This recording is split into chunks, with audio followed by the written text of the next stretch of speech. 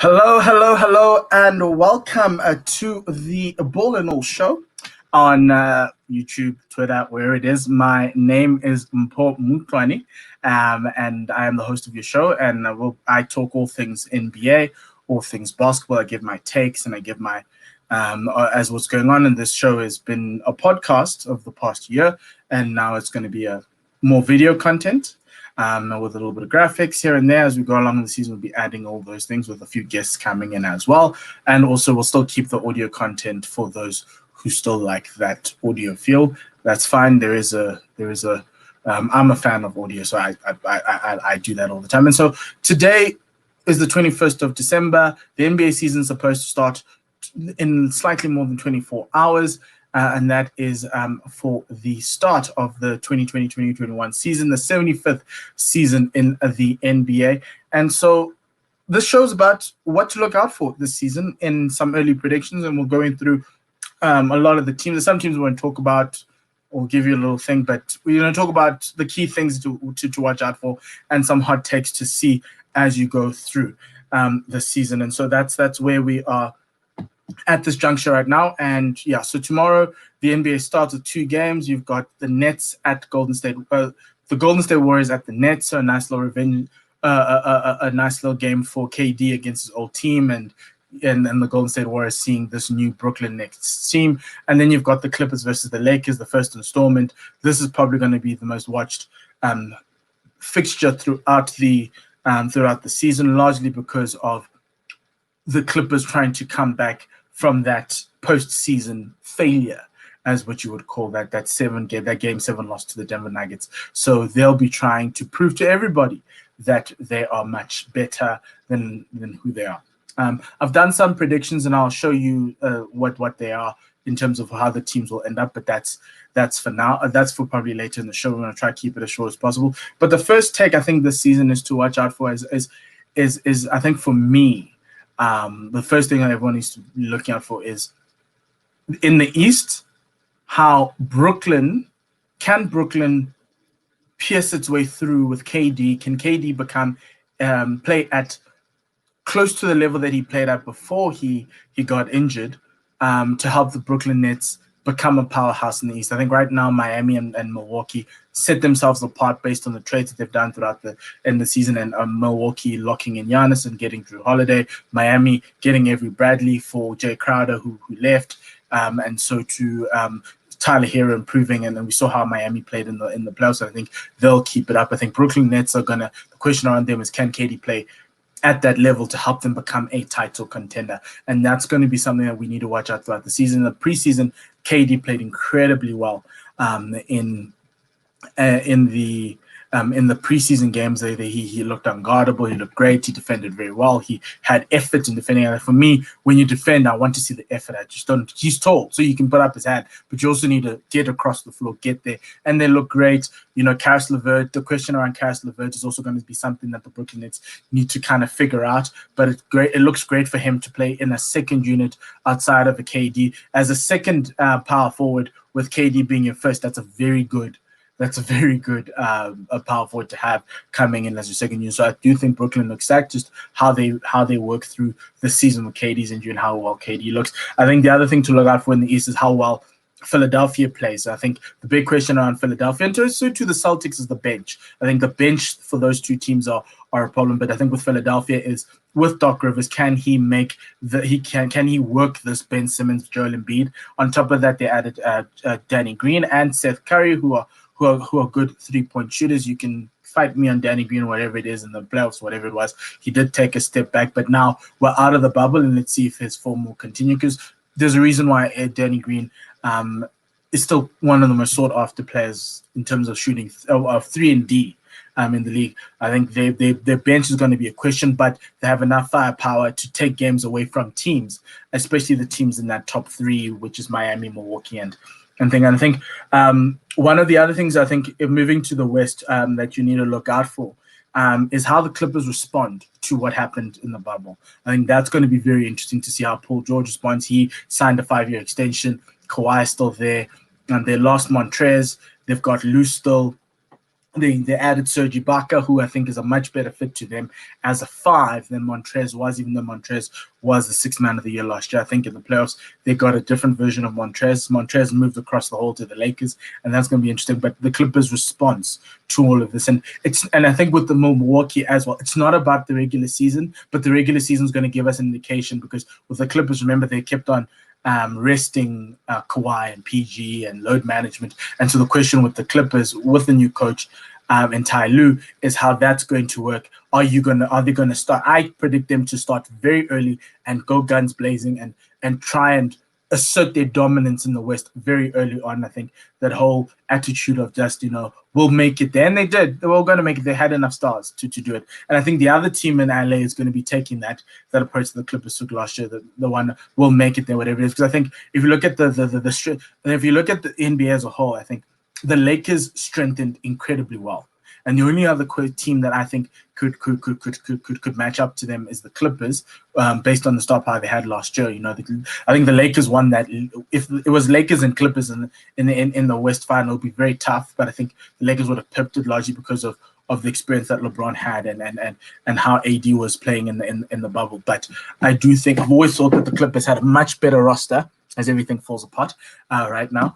Clippers had a much better roster than the Lakers, and I think the Lakers now have upgraded so much that they are on equal par with the Clippers in terms of a roster. But I think the Lakers slightly better with Schroeder and Montrez. And that leads me to the next take, is how the Lakers are going to take this season. It's been 2 months since they won the NBA title. How do you manage LeBron in his 18th? It was the 17th season. Last year's the 18th season. This year, how do they manage him? Do they start off slowly? I predict them to start off slowly. Maybe mid-Jan they start getting this train going. But what we saw in the preseason game is that actually this team looks great. They played incredible basketball. They won all 4 of their preseason games. I think the last game they were down by like 20 points. They came back. The game before that, I think that was against the Suns again. They were also down by double digits. They came back to win. Taylor Horton-Tucker looks great. Montrezl Harrell looks a much better fit in a Lakers uniform than the Clippers, largely because Montrezl will be asked to play the 4 rather than the 5, in which the Clippers were wanting him to play. So that's going to be interesting to watch how the Lakers kind of manage LeBron throughout the season, because I think, quite frankly, it doesn't matter whether the Lakers land in the East. They will always be the favorites. And so to a certain extent, if they make it into the playoffs, they can come through. Even if now we're still playing home and away, we're now back to the normal routine of doing the playoffs. The other team to watch out for is the teams with the guys who signed the contract. So, for instance, or the stars who came up in the bubble. So, for instance, the Denver Nuggets. Can Jamal Murray repeat what happened in the bubble, that playoff run? Can the Suns, with Devin Booker and the addition of Chris Paul, with all those players, yes, they lost Kelly Oubre, but they're still a very good side. Can they punch into the West and make a dent in terms of a playoff spot and cement a playoff spot? Because they showed us going 8-0 in the bubble that they are capable of being an elite basketball side, a team. And so that's what you're looking for. Dallas Mavericks as well. Can Luka take that step up? I think he can. Can Trey Burke and the rest of the side, can they keep KP healthy to become that thing? I predict the Mavericks to actually go to be a much better side. I think Josh Richardson helps all the defensive frailties a lot. He also gives them about 15 points a game on the offensive side. He's not a bad 3-point. He's not a Curry, i.e. Seth, but he's not a bad 3-point shooter. And I think he adds a little bit more from the defensive end. I think they will be better. And I do think they might even get a top 4 seed in the West, the way they're going. I think the Trailblazers did quite a lot of great work in the offseason. The question of how they manage that, how Terry Stotts manages that. They kept Melo. They added a few more. Robert Covington has joined them. I think that's a much better. It adds a lot more quality to their side. And I think them and the Mavericks are the 2 teams that can challenge the Nuggets, the Clippers, and the Lakers at the top. The question of Donovan Mitchell, he got some money. Rudy Gobert got some money. I honestly don't think the Utah Jazz, they showed us in the bubble that they can do it. I think they can take teams deep in the playoffs, and they can do it. The question is, can those guys make the step up after they've been paid? Like Sacramento paid De'Aaron Fox. Can he help them? I don't think so. I think the West, you've got 14 teams who can vie for a playoff spot and even that play-in spot. But the problem is that, after being paid, can you step it up? Can you provide a lot? And I think, sometimes, these contracts restrict teams so much that they can't get extra players. I looked at the Kings in the preseason. They look like they haven't done much, and they look like they're nowhere, essentially. I think the team that you need to watch out for from in the East in terms of, teams who you want to see, like improve and after the deals and guys who've gotten paid, the Atlanta Hawks giving Bogdanovich the money.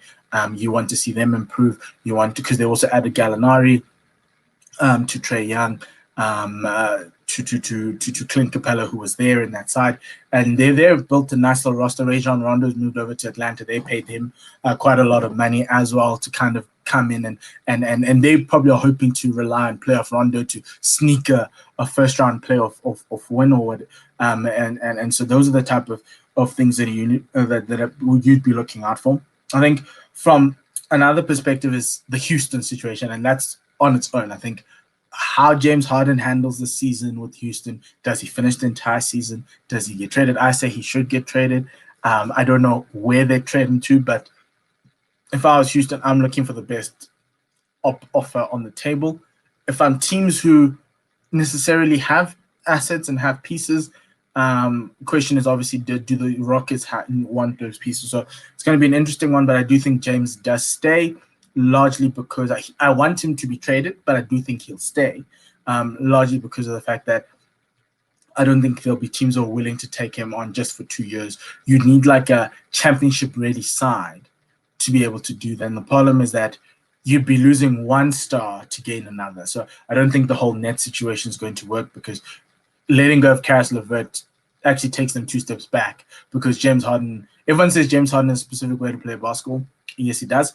But I think he can change and he can adapt. I just don't think he'd want that presence in the locker room. And I think it's more of the off-field things rather than his on-field things that are good. And like, for instance, if I was New York Knicks, I'd try to figure out a trade. They just don't have assets to entice Houston to bring James there, because that's a no-brainer for them.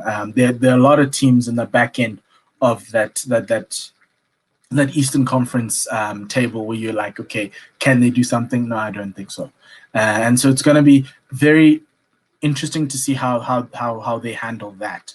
I think looking at the Warriors as well, there's another team to watch. How the Warriors handle the season with Klay Thompson out with the knee injury, with the Achilles injury. Now it was a knee injury, now it's an Achilles. How Steph plays. I'm thinking Steph's going to cook, which is great. A lot of points, but can all the other parts, Andrew Wiggins and Green, how can they come through and help the Golden State Warriors to at least fight for a playing spot? Is it what they want? I think it's their second year in the arena in San Francisco, and so they probably want a playoff run, even if it's like a first round playoff run. So can they make it in into that playoff run? I'm also wanting to see how Ja handles the Grizzlies. I think Ja Morant is proven to be probably one of the top 15, even not top 20 NBA stars. How that's going to work out, I think Ja's great. They've had some good preseason games, and I think they made it into the ninth, the 8th seed. They were sitting in the 8th seed for the large parts of last year, so they're good enough to make it in. I don't have them in the playoffs in the 8th seed. I think they're my last team in the playoff, in the play-in tournament at 10. And also the rookies, seeing LaMelo Ball, how he's going to do. I think my rookie of the year, and one I think you should watch, is Isaac Okoro in Cleveland.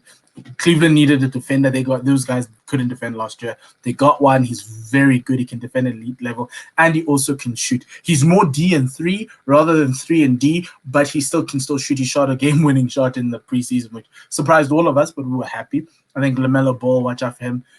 James Wiseman with the Warriors, how he's going to be their center. If he's going to be the starting center, watch how he's going to handle that pressure, especially in the pick and roll with probably Steph.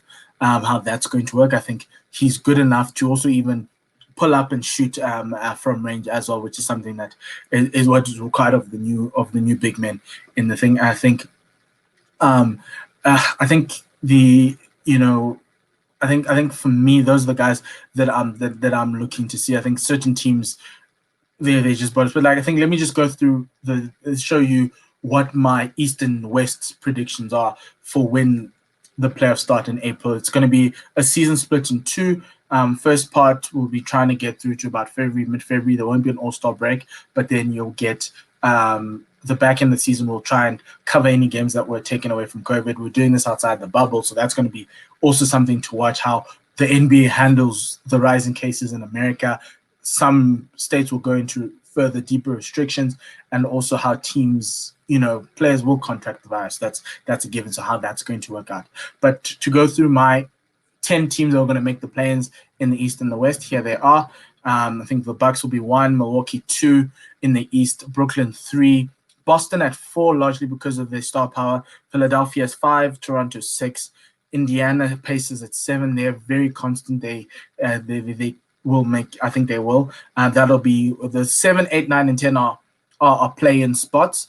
7 and 8 will be defending their play-in spots against 9 and 10 effectively. And then the Atlanta Hawks as well at 8, Washington Wizards at 9, and Orlando Magic at 10. You could make a case for Charlotte at 11, but I do think from 12 onwards, the Knicks, the Bulls, Cleveland Cavaliers, you just want to see improvement from them. There's nothing more that they can add in terms of competitiveness in the East to fight for even a play-in spot, and that's something that teams need to watch out for. In the West, I think the Clippers will end up 1. The Denver Nuggets will finish 2nd. I think the Lakers will finish 3rd. Dallas will be the surprise package in the West at 4. You've got the Trailblazers at 5, Utah at 6, and the teams defending their play-in spots will be the Rockets at 7, the Suns at 8 against the Golden State Warriors and the Memphis Grizzlies. I think the Pelicans, with the new coach Stan Van Gundy, I think they'll struggle. I think we're just trying to figure out how they're going to use Zion. I think he's going to, if Zion needs to have a great start to the season for the Pelicans to be relevant, and I think that's an important one. Minnesota Timberwolves, still another team that is a piece away from actually being relevant. And so Karl-Anthony Towns is going to have a lot of work to do with the number 1 pick, but we'll see how that's going to go.